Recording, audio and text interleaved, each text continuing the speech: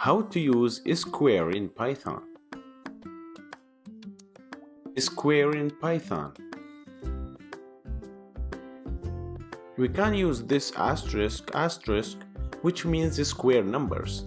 Python is very good and fast to calculate large numbers. Let's see how. Like every time, first open terminal. Then type Python. Then you can use the square with any numbers you like.